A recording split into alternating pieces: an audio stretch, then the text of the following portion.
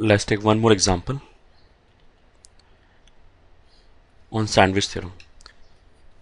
Question says evaluate limit n is tending towards infinity 1 square into x plus 2 square into x plus n square into x whole divided by n Q. ये ठीक है, where x is not equal to 0.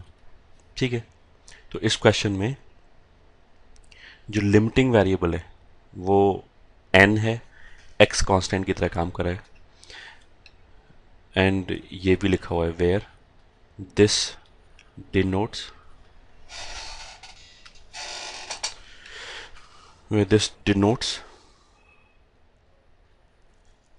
ये ठीक है greatest integer function.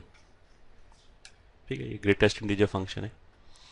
Greatest integer function तो इन दोनों को आपस में मिला नहीं सकते. ठीक है, तो सॉल्व करने के लिए एक तरीका तो ये हो गया कि हमें पता है ग्रेटेस्ट इंटीजर ऑफ x क्या होता है, is always less than equal to x but is greater than x minus 1. यहाँ तक ठीक है.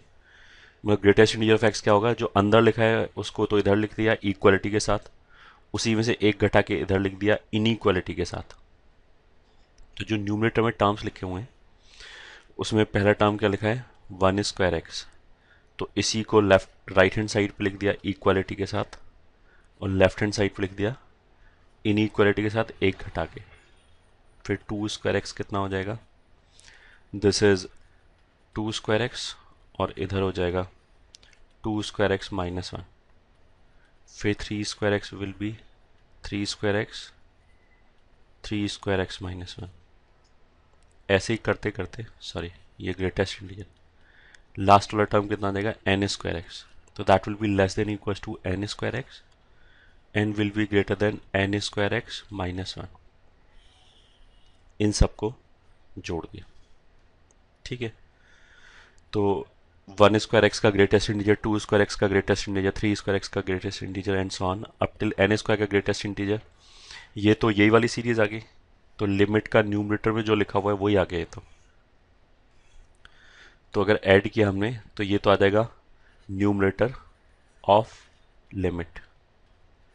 ये ठीक है, is less than equal to, इन सबको जोड़ा तो इन सब में क्या होगा. अब ये जो सारे टर्म लिखे हुए हैं इसमें तो x को कॉमन लिया जा सकता है, तो x को कॉमन लेंगे तो क्या रहेगा 1 square plus 2 square plus 3 square up till n square. तो जो ये वाली साइड है इसमें x को कॉमन लेके कितना आ गया 1 square plus 2 square plus and so on up till n square is greater then. इस वाली साइड में क्या हो गया कि एक 1 1 1 1 एक्स्ट्रा लिखा है, बाकी तो यही लिखा है. तो इसमें जो 1 1 1 1 एक्स्ट्रा लिखा है उसको ऐड किया तो माइनस एन आ गया n टाइम्स, और बाकी तो यही आ जाएगा x इंटू 1 स्क्वायर से लेके n स्क्वायर तक का सम. ठीक है, अगर इसको सिंप्लीफाई कर लें तो x into sigma r square लिखा है, 1 square plus 2 square plus 3 square का समेशन कितना होगा n into n plus 1 2n plus 1 divided by 6. ये ठीक है, minus n is less than numerator of limit is less than और equal to x into n plus 1 2n plus 1 whole divided by 6. ये आ गया.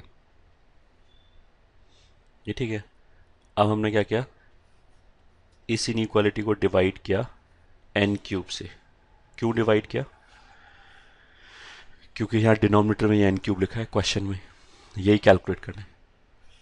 तो अब हमने अगर डिवाइड किया n क्यूब से तो ये हो जाएगा x into n plus 1 2n plus 1 divided by 6 minus n whole divided by n cube is less than, ये हो जाएगा numerator upon n cube is less than equal to n cube से divide किया तो उसमें एक n तो सीधा सीधा कैंसिल ही हो गया, तो ये हो जाएगा n square, sorry n square तो नीचे बचेगा,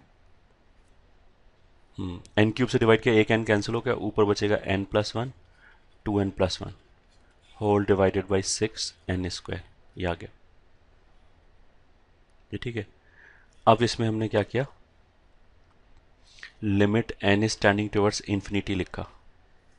ठीक है, तो आ गया limit N is tending towards infinity.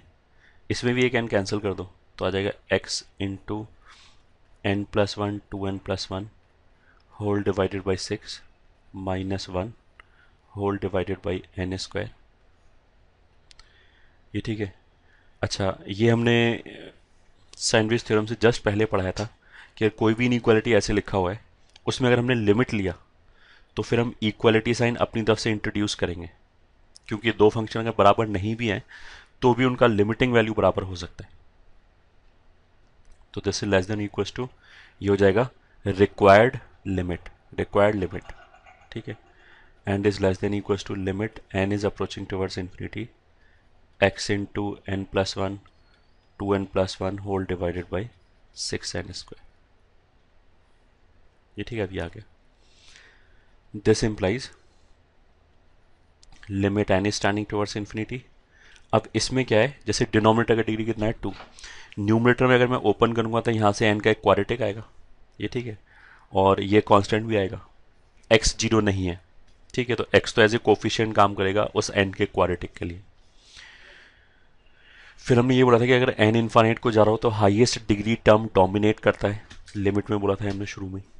ठीक है, तो उसका मतलब क्या है कि जो लोअर डिग्री टर्म्स हैं उनको निगलेक्ट कर सकते हैं। तो इस वाले केस में हाईएस्ट डिग्री टर्म कितना आएगा, एन स्क्वायर वाला, वो कब आएगा, जब ये दोनों मल्टीप्लाई हो। तो जब ये दोनों मल्टीप्लाई होगा तो कितना आ जाएगा, टू एन स्क्वायर।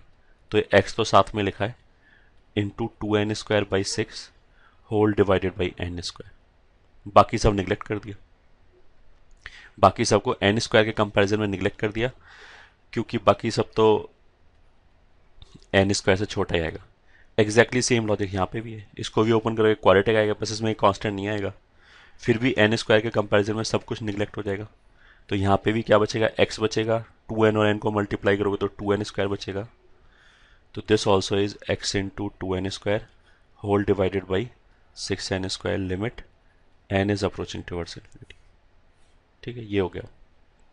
तो इसमें ये एन स्क्वायर कैंसिल, ये भी एन स्क्वायर कैंसिल। तो यहाँ से कितना आ जाएगा, एक्स तो एक कांस्टेंट है, टू अपॉन सिक्स डिनोमिनेटर में थ्री हो गया, तो आ जाएगा x by three is less than equal to required limit is less than equal to x by three. ये ठीक है।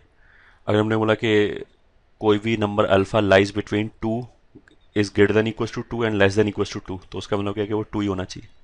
अगर ये एक्स बाई थ्री से ग्रेटर देन इक्वल टू है एंड एक्स बाई थ्री से लेस देन इक्वल टू है, तो इसका मतलब क्या है कि required limit is equal to x by three, यही होना चाहिए। तो यही हमारा आंसर हो गया। ठीक है, यही हमारा आंसर हो गया। I hope this should be clear. ठीक है, ये तो हमारा सो कॉल्ड मेथड वन था। अब अगर हम मेथड टू से सॉल्व करें, अच्छा इसमें सैंडविच थ्योरम लग गया। सैंडविच थ्योरम में हम इसको ऐसे बोल सकते थे, मैं सैंडविच थ्योरम कहीं हमने स्पेसिफिकली बोला नहीं, बट लॉजिक वही है। इसमें ऐसे बोल सकते हैं, ये मान लिया एफ एन है, ये जी एन है, ये एच एन है। तो जो एफ एन है वो जी एन और एच एन के बराबर बीच में आ गया, प्लस जब लिमिट कैलकुलेट किया तो जी एन का लिमिट भी एक्स बाई थ्री आ गया, एच एन का लिमिट भी एक्स बाई थ्री आ गया। तो जो बीच में एफ एन आया उसका लिमिट भी एक्स बाई थ्री आ जाना चाहिए। अगर हमने ऐसे करके बोला तो फिर ये सैंडविच थ्योरम हो गया। वो बात एक ही है, लॉजिकली एक ही चीज़ किया है हमने, बस सैंडविच थ्योरम का नाम नहीं लिया इसमें। ठीक है, वैसे ये सैंडविच थ्योरम ही है इफेक्टिवली, जो मेथड वन है सैंडविच थ्योरम ही है। ठीक है, मेथड टू में क्या है, गिवन लिमिट क्या है, given limit is equal to limit N is approaching towards infinity one square x plus two square x plus and so on n square x whole divided by n cube, ऐसे लिखा है। This is equal to, इसको हमने compact form में लिख लिया। ये ठीक है, इसको हमने ऐसे लिख लिया, sigma integral part of r square x, r is equal to one से लेके एन तक whole divided by n cube. तो ऐसे करने से यही लिखा गया, क्योंकि इसमें आर की जगह वन रखोगे फर्स्ट टर्म आ जाएगा, आर की जगह टू रखोगे सेकेंड टर्म आ जाएगा, आर की जगह एन रखोगे लास्ट टर्म आ जाएगा। ठीक है, अच्छा, देन वी नो के कोई भी number y can be written as greatest integer of y plus fractional part of y।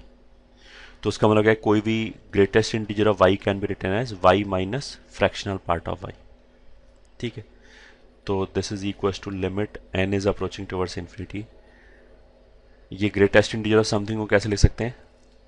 इसका मतलब क्या है कि जो अंदर वाला नंबर है उसको एज इट इज लिखा, और फिर जो अंदर वाला नंबर है उस पर ये कर्ली ब्रैकेट लगा दिया, फ्रैक्शनल पार्ट लगा दिया। तो इसमें पहले अंदर वाले नंबर को एज इट इज लिखा, माइनस अंदर वाले नंबर पे फ्रैक्शनल पार्ट लगा दिया। ठीक है, whole divided by n cube, limit वगैरह सब लिखा हुआ है, ये आ गया। ठीक है, अब now this is equal to limit N is approaching towards infinity. इसमें अलग अलग कर सकते हैं, सिग्मा आर स्क्वायर एक्स को अलग कर दिया, minus sigma fractional part of r square x को अलग कर दिया, whole divided by n cube. This is equal to limit N is approaching towards infinity. अब इन दोनों को अलग अलग ही कर दिया, तो पहले वाले में तो एक्स कॉमन ले लिया, sigma r square upon n cube, ये लिमिट अलग कर दिया, minus limit N is approaching towards infinity sigma fractional part of r square x upon n Q.